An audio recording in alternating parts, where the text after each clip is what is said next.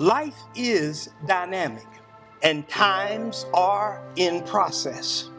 And even though those times may be troubled, and there may be persistent troubles that seem to be evident in every time, there is a truth that transcends the times.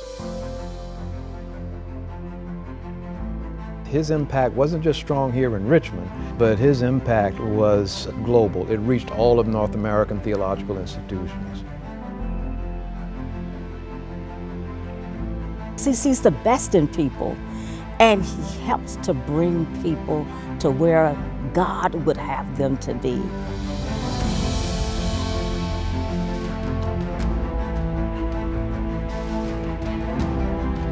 The epitomal model of strength is God. Because God did not create to control, He created to empower life.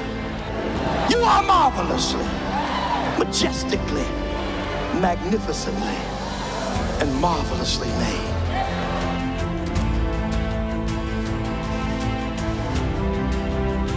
But he has always been that constant on the job where he would understand what we need. That's because of his relationship, not only with the work that he does, but with the God that he serves.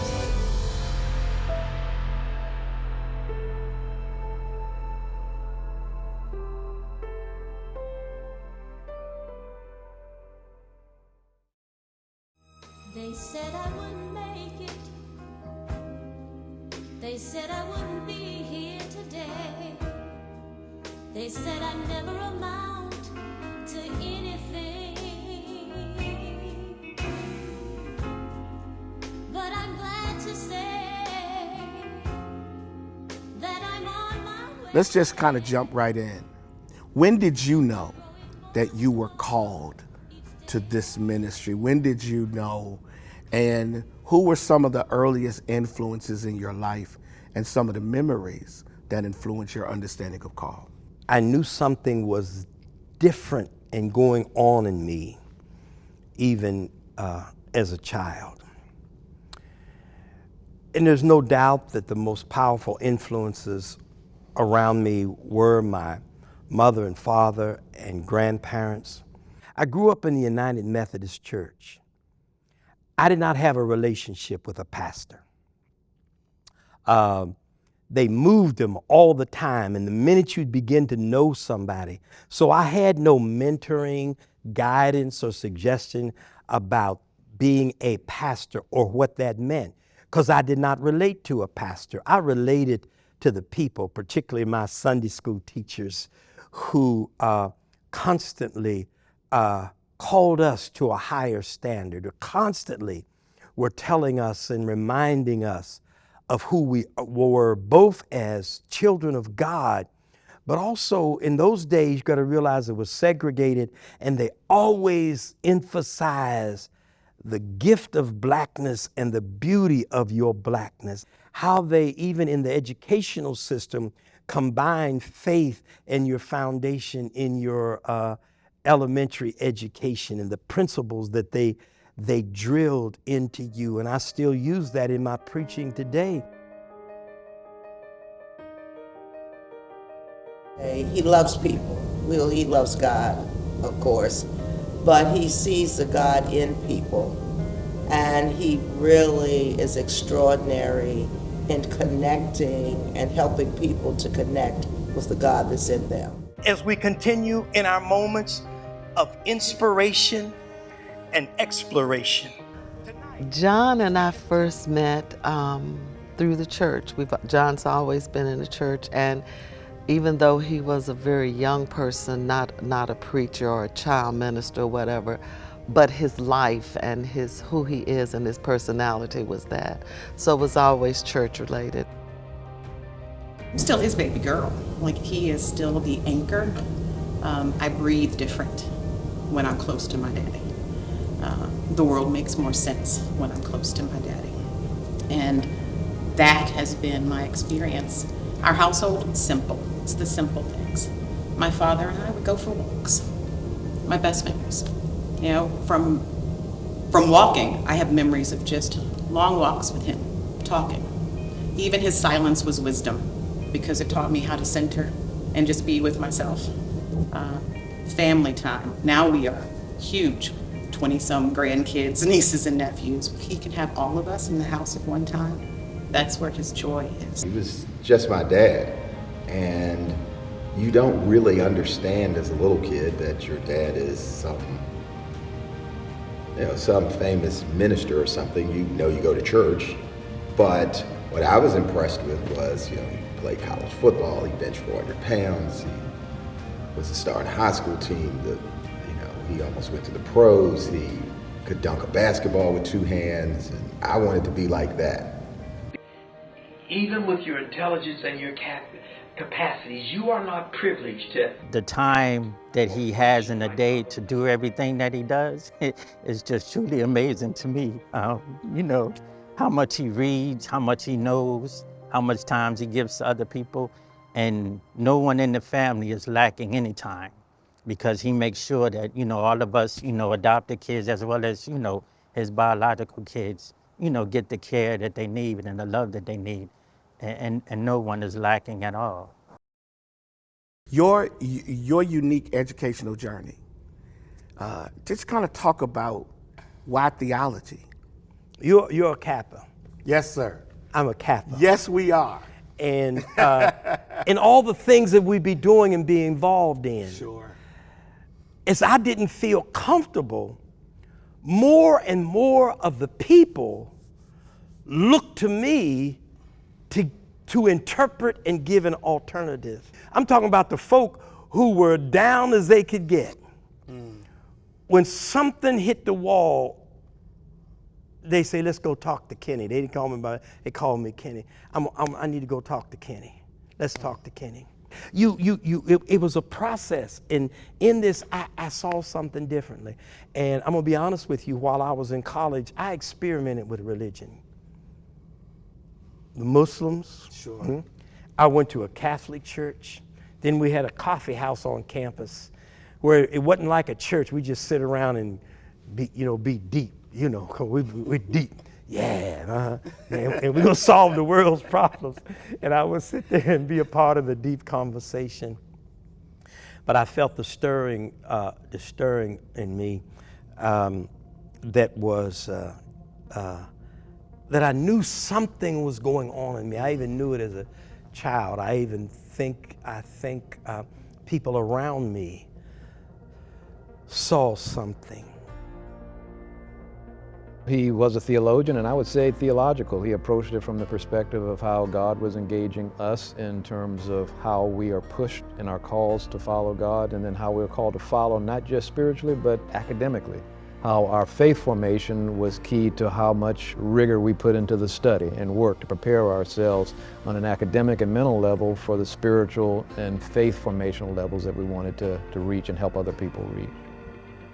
But what makes him outstanding and unusual is that he possesses a divine intuition, prophetic insight, holy passion or fire. I mean, day of Pentecost, fire falling, burning bush Moses kind of fire. Shut up in my bones if I don't deliver the word of the Lord, fire Jeremiah. That holy passion combined with a keen supernatural intelligence. Your story matters because they're now coming to a learning environment where all truth is not external, coming from somewhere else. A lot of it you got to process through you, and there's value in your journey. I couldn't wait to get to his class. The way in which he embodied being a professor was the same way that he embodied being pastor, being preacher, being theologian. There was no wavering, there was no difference in him here in the academy and teaching those classes. From my perspective, experiencing him as a pastor, experiencing him as a mentor, experiencing him in all of these different ways, he was the same. He gave his love, he gave care, he gave insight, and he treated each moment as though it was your special moment. He's able to put it in a cup we can understand. And anyone who has heard Dean Kinney knows that in his pastoring and in his preaching, there's always going to be some teaching. He brings his study, he brings his own story, he brings the story of our people with his cultural integrity, and he brings the story of all people, and particularly our people, to the center of the conversation and or proclamation, so that people can not only connect with it, but they can internalize it and then apply it to their lives. From time to time, Dean Kinney always gives what I call Kinneyisms. That's where he gives a phrase or a saying that just sticks with you for the rest of your life. And the thing that I've been able to acquire, the Kinneyism that I've been able to use for all of my life is, I will be no good in heaven, and I can't go to heaven unless I'm willing to go to hell and help those who are in hell. How would you define leadership in the area of theological education? And what, as kind of a final word, is your advice to the generations to follow as it relates to theological education and as it relates to just leadership in general? I believe leadership, first of all, is being and modeling the outcomes that you expect from the people you lead. And it means that you have to be willing to give yourself completely to that which you're called to lead, so that others can see the level of your investment to the degree that you don't have an assignment in an office, you have an existence in a purpose. Whether it's a sanctuary in a church edifice, whether it's a sanctuary in a community movement, whether it's a sanctuary in an academic building called classroom, he leaves a legacy of helping us understand that the power of God is accessible, it's real, you can study it, but if you don't apply it and live it, it matters not. His leadership is one that cares about the individual rather than more so than he does about the job itself or that work. He sees you as a person, and he sees the love and the potential in you as a person. And that's why I think Dr. Kinney is one of the greatest leaders that I've ever had. Preaching and teaching what the snake is saying as God's truth. He really transitioned the seminary and the association. And by transitioning, he really helped the Association of Theological Schools to see the purpose, the practice, the profound way that a practitioner-oriented program could be a benefit to theological education. Before him, it was minimized, it was ostracized. Black seminaries were a second thought to the Association of Theological Schools, in my estimation. And Doc really helped them to see that this community of scholars, this community of applied scholars, could bring something unique and new and was an important aspect of theological education. He loves people. He loves empowering people. He loves teaching people. I think that he's exceptional in every way and unique in the theological community. And the theology that he really tries to expound, it's in a way, and he's shared how he got to that point of making it so that it can be shared with children, you know, anyone, regardless, that you can understand what he's saying, that God loves us all. And he really not only preaches that, his theology is centered and grounded in that, but he lives it in such a marvelous way. As a leader here at the School of Theology, he modeled excellence as a C-suite leader. because he was very much in touch with the lives and the concerns of people, and yet very much ahead of the curve, so to speak, as it relates to innovation in theological education. And one of the lessons that I've learned from Dr. Kinney is from his seminal lecture. I guess I would say one of the most memorable lessons that I've learned from Dr. Kinney is from his seminal lecture on snake theology.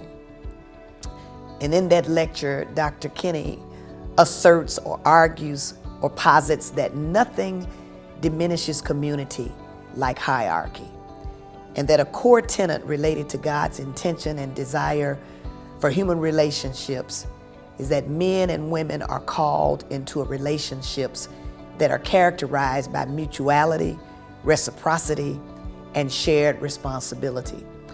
And I can say without any fear of contradiction or even hyperbole that Dr. Kinney embodies that in all of his relationships. Where did this turn occur when it came to becoming a theologian or professor? I grew up in the Methodist church, and I was fascinated by some of the ideas I would hear being discussed when you were on the fringes of the conversation. Some of the things I resisted, other of them and say, I'd like to know more. But in my journey, most people don't realize this, I was not baptized until I was 21 years old. Wow. I did not have a formal baptism until I was a college student. When I went away to college, there were all kinds of opportunities and attractions that came to me. And I cannot say that I did not participate, but this may sound strange. It never was real fun. I always stepped away with a sense of a lack of fulfillment and saying, you know what, this ain't it. If I can say ain't in the video. You okay? can say okay, ain't. Okay, can I say? Yes. Okay. You know, I mean, I say this ain't it. There's something more. And I'll never forget. It was an early part of my senior year. I can remember we had played Bowling Green University. And Bowling Green had this big 250-pound fullback. After that game, I had knots all over my head. Wow. But when I got back to campus, everybody was tired of sleeping. I said, I'm going to church today. I'm going to church. And when I got to church, I walked down the aisle and accepted Jesus Christ as my personal Savior. And I was baptized. His theology being main one focus, relational theology. And that is the love of his God, the love of his family, the love of himself, and the love of his fellow man.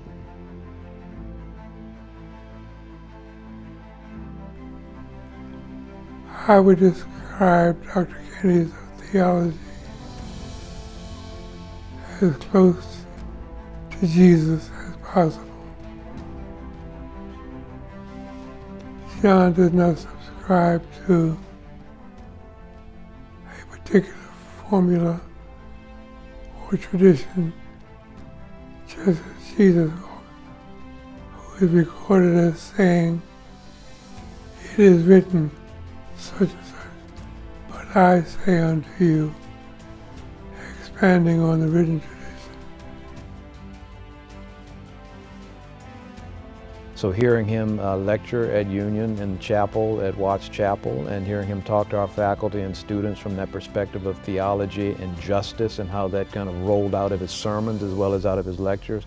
As you know, he was a marvelous, powerful lecturer, and that power also came across in the sermon. So I had a chance to hear both of those in the context of my own seminary and see him wrap students and faculty and staff into the message he was developing to bring forth.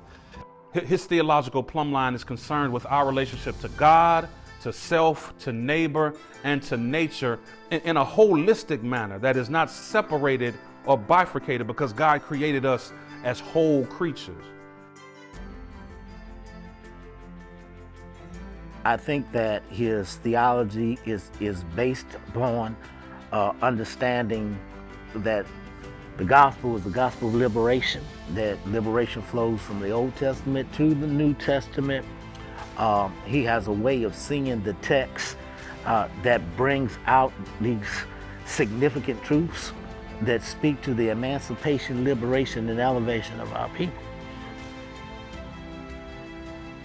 Would describe his theology as liberative and constructive.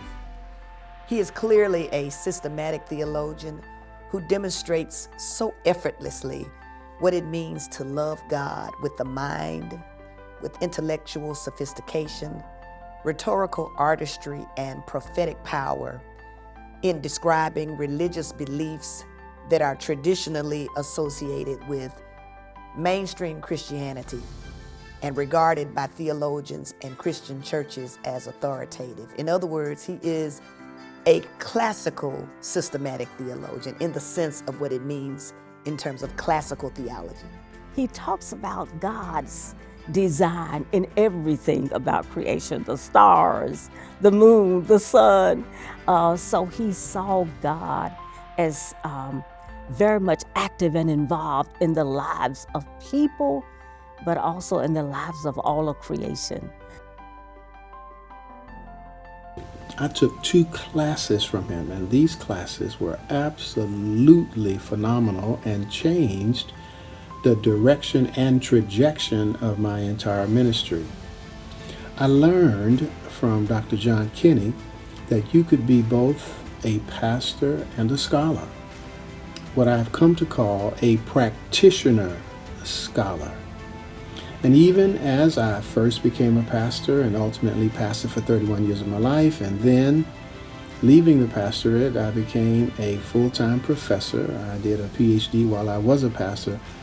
John Kinney was my model. And his career has been absolutely outstanding. His theology, his ability to communicate, and his winsome and amicable personality has just meant so much to the kingdom. He's a truth teller. You know, he doesn't mind, let the chips fall where they may, but he does not mind at all sharing with his audience what he perceived to be truth. And his truth, if you would just digest it, it would help you. It would be of great value to you. He's a man of compassion. He is humble, but along with all of that, Dr. Kinney is an institution, that have touched lives of thousands of individuals. And I am sure that he will never know the breadth of his influence and impact, upon society, period. How do you understand theological leadership? And what is kind of a final word to the generations to come? If there's a word that I would simply say to our younger people, be young, be happy, but don't be foolish. But one of the biggest dangers I see today is that too many of us are getting tricked. We're getting tricked because we're being seduced into the very systems that were the source of our pain and our burden. And to the degree that we're being tricked to believe that our personal promotion, privileged possessions, and perceived power is an indication that we have arrived, when in fact, I no longer pursue justice and truth for everybody. I pursue privilege for me. And I will become a complicit and a conspirator in the maintenance of a system that is destroying the very people I'm called to lead because it elevates me. They said I wouldn't make it. They said I wouldn't be here today. They said I'd never amount to anything.